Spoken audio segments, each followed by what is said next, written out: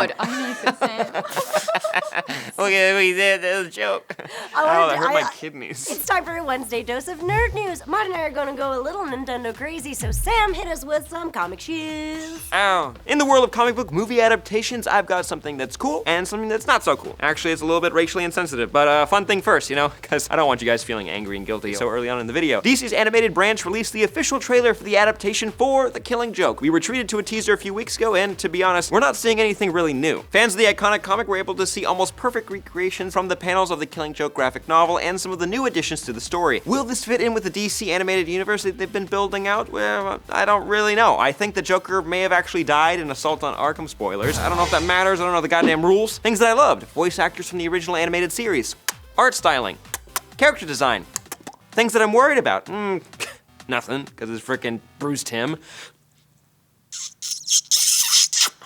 Ow. And moving on to the not-so-fun news, Marvel released a statement about the controversy surrounding Tilda Swinton being cast as the Ancient One in Doctor Strange. Quick refresher, the Ancient One is a Tibetan man who trains Stephen Strange to become the Sorcerer Supreme of Earth, protecting us normal people from extra-dimensional demonic and mystical threats. For the film, Marvel Studios decided to cast renowned actress Tilda Swinton as our Ancient One, taking the role of a Tibetan man and giving it to a white British woman. People have been pretty vocal that although it's good that a talented woman was cast as a powerful character, Marvel whitewashed this character. Like I said, Marvel released a statement that, well, let's just hear it first. Marvel has a very strong record of diversity in its casting of films and regularly departs from stereotypes and source material to bring its MCU to life. The Ancient One is a title that is not exclusively held by any one character, but rather a moniker passed down through time, and in this particular film, the embodiment is Celtic. We are very proud to have the enormously talented Tilda Swinton portray this unique and complex character alongside our richly diverse cast. Basically, why stick with a racist stereotype that Marvel decided on years ago? Let's correct that mistake, kinda, is what I'm getting. The quote comes to us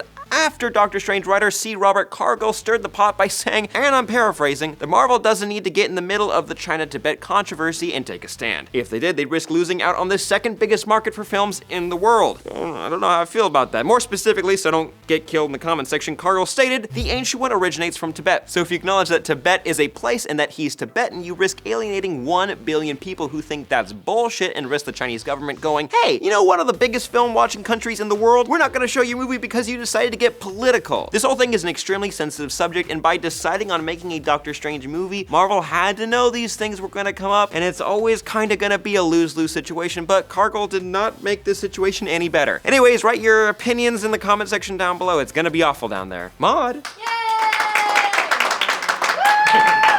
Sam. Anyway, Nintendo has been dropping big news bombs. Now we're talking through the good, the bad, and the ugly. I'm gonna be chatting about how they're shifting their focus to the smartphone. We know that their exciting game, Pokemon Go, was all about catching Pokemon in the real world, using your smartphone and GPS to find Pokemon. Now we're seeing what the game actually looks like and how it plays, thanks to YouTube channel and gamer ATTN, who clearly broke an NDA and posted his video saying it's only for people who have already been accepted into the Pokemon Go beta community and is not to be watched by others. He did that on a public video. An open beta was made available to people in Australia and New Zealand, and if your submission was successful, you were able to test the game. We're guessing it's all supposed to be on a tight lockdown, but here's what we found out from their 9-minute upload. There's character customization. Woo. A sweet stat screen to show off how far you've walked. Oh. How many are in your Pokedex and how many you've caught. What? There's also a menu that goes through the Pokedex, where your Pokemon are seen, and your Pokemon. There's also eggs, and we're guessing that you find and hatch these, but from what we can see, they'll only hatch after you've walked a certain amount of distance.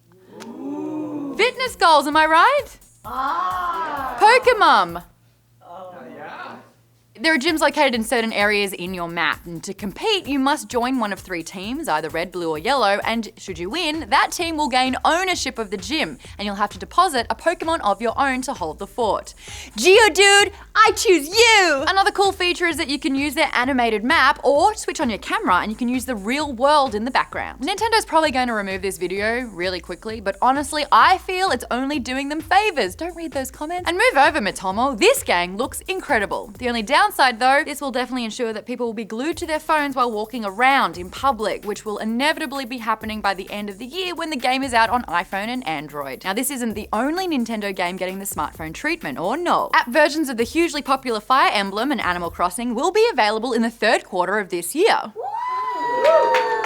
Sounds like Reina's happy. But you know what? Well done, Nintendo, for branching out into smartphones, because as far as I'm concerned, so far, so good. I would wait 1 second. It's not all rainbows and sunshine. Let me try to ease us into this news. Nintendo's announced that their new console, codenamed NX, will be out in March 2017 globally. Hooray, I don't get a hooray from everyone.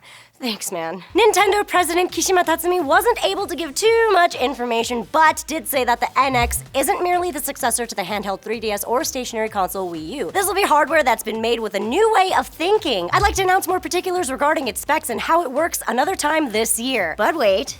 That means Nintendo won't be showing off the NX at E3 this year. Boo! Instead, they're going to focus on one game and one game only. The Legend of Zelda for the Wii U. Yeah, Zelda! What? Yes! Oh, that's right. Nintendo usually brings a whole bunch of games to play on the E3 floor, but that won't be the case this year. Nintendo explains that it's in order to provide attendees a complete immersion. That's balls. I mean, what if you're not a Zelda fan? What did you say? What? I'm not saying it's not me. It's not me.